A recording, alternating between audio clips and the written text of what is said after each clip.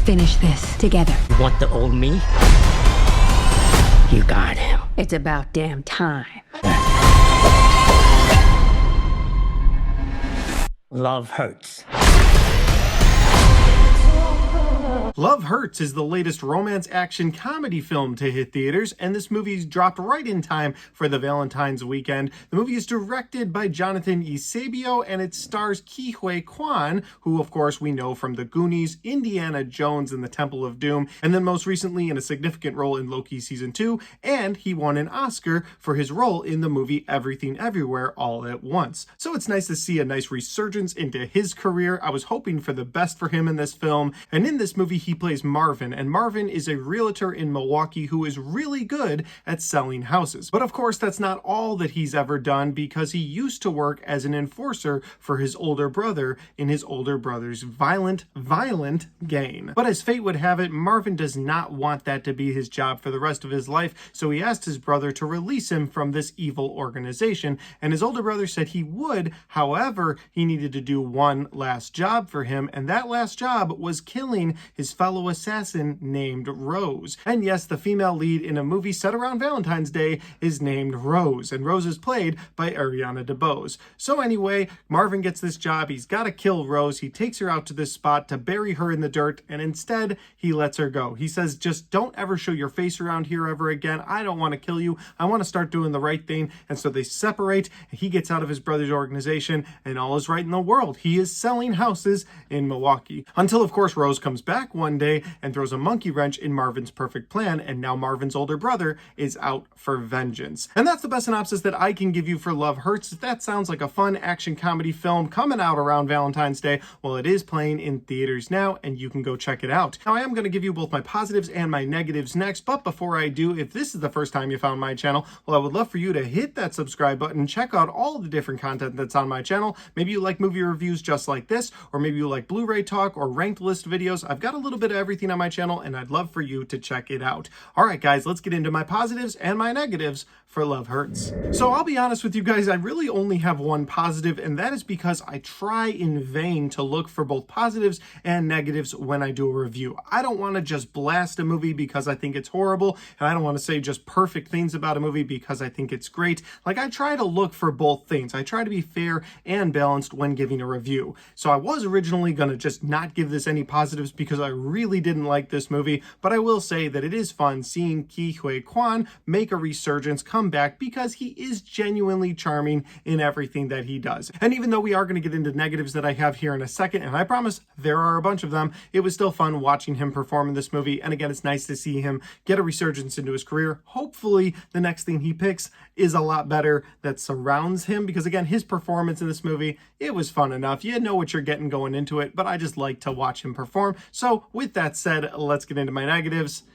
And we got a bunch to talk about. My first negative for this movie is the absolute terrible dialogue. Either the way that it's written or the way that it's delivered, I can't really tell yet, and I'm unwilling to give this a second viewing, so I'm just gonna say the dialogue overall, both the writing and the way it was delivered, because man, was it rough. And somebody pointed this out in my quick reaction video for this movie, but one of the lines of dialogue was, I see you still have the rock that I gave you. And it's delivered exactly like that. So there's hollow dialogue from just about every character throughout this film, and that doesn't bode well for my next negative, which is this movie is a romance action comedy. And we're gonna break down all three of those, but to start with the romance aspect of it, when you have this terrible dialogue and you have actors and actresses delivering it in such a hollow way, all of it comes across as disingenuous. None, and I mean none, of the romance in this movie comes across as genuine. None of the romance comes across as something that feels organic. You have the two leads in this movie, both Marvin and Rose, who are sort of will they, won't they the entire time.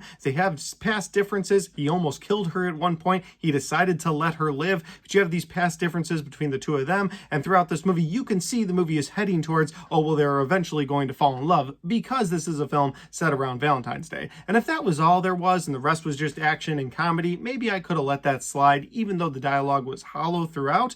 But no, every character in this movie has to have something to do with a romantic partner. Like Marvin Marvin's assistant at one point walks into his office where he has left a assassin seemingly dead, and she notices he's got a book. She pulls the book out of the assassin's coat and she starts reading it and realizes that this assassin also writes poetry on the side. And this poetry is the most beautiful poetry she's ever read, and she starts reading it out loud. Well, he wakes up and now they've got a romantic relationship. And it's just like, wait a minute, we were just against this guy because he was attacking Marvin, but now we're supposed to buy that he's falling in love with this assistant and she's also falling in love with him. And that's not it. There are also assassins that are after Marvin this entire time, and one of them keeps calling his wife because they've been having marital issues, and he's talking to the other assassin played by Marshawn Lynch.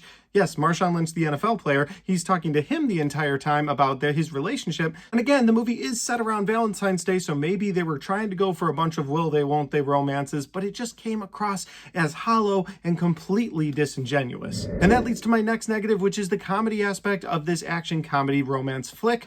The comedy completely falls flat. I didn't laugh a single time. Now, I'm not the only bar, but there were other people in the theater that I was watching this movie with, and nobody laughed. Okay, I take that back. One guy laughed at one moment in the movie where Marshawn Lynch just goes full Marshawn Lynch and yells beast mode as he pushes an assassin through a wall.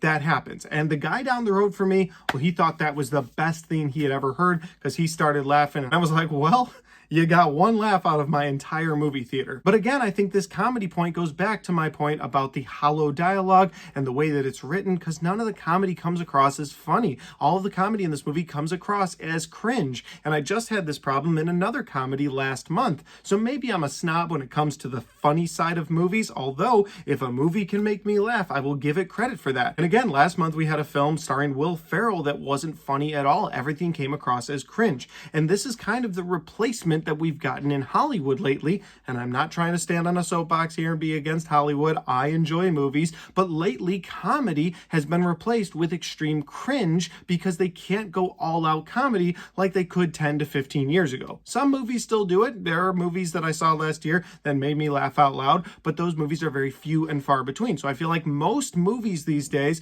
when they have a comedy aspect, they just go for extreme cringe and they hope that that's going to be enough. And maybe that is for some people, but it's not for me. The comedy in this movie was also abysmal. And that'll lead me to my last negative for this film, which is of course the action aspect of this romance comedy action film. Listen, if the romance aspect's not going to work, fine. If the comedy aspect's not going to work, fine. At least deliver on some kick-ass action, and the movie doesn't even do that. And I'll be honest, from the trailers, this movie looked like it was going to have a lot of fun action scenes throughout. Now, there are a bunch of action scenes in this movie, but they're just not fun. Most of the action scenes in this movie are way too over-stylized. They're way too over choreographed. And then the stunt doubles. There were so many times when you see Marvin getting thrown around by people and it's clearly a stunt double. And it's 2025. How am I, the viewer, able to see stunt doubles still? That is embarrassingly bad. But there's several times, either with Marvin or with Rose or with other people in this film, when somebody gets thrown into a wall or somebody gets thrown around. I understand stunt doubles exist. I get it. But I, the viewer, shouldn't be able to see that. You should cut away. You should find a way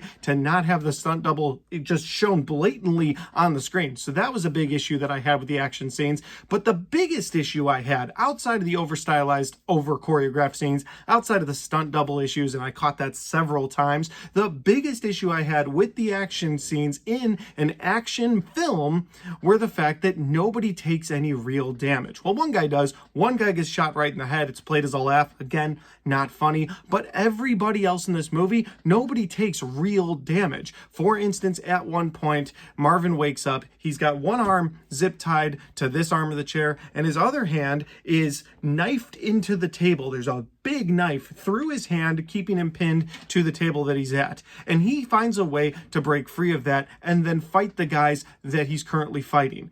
And other than covering it with a bandage at one point, they never act like that's a problem again in this entire film. And that's not just the only no-sell moment of action in this movie. It goes on and on because they want you to be invested in some of the other assassins who might be after Marvin. Like, oh, we want you to be invested in their romance stories. Well, guess what? They're never going to take real damage. Yeah, they might get thrown around. They might have scrapes or bruises, but that's not going to stop them from getting to the next action scenes where they look like they're at 100%. So the no-sell action scenes that we have, have, the fact that they're over choreographed, and the fact that I could see stunt doubles, the action didn't work for me at all. In my opinion, and that's what this review is, this movie failed on every single aspect that it promised to deliver. The romance was awful, the action scenes were awful, the comedy wasn't there. This movie failed on every level, making it the first absolute dumpster fire I've seen in 2025. But guys, those are just my opinions because that's my review for Love Hurts. Guys, if you had a chance to see this film yet, if you have, let me know in the comment section down below. Maybe we agree or disagree on this movie. I would love to know your thoughts on it. Finally, guys, if you like this video, don't forget to hit the like button because it helps the video, it helps the channel, and it helps me right here. Thanks for watching. I'll see you next time.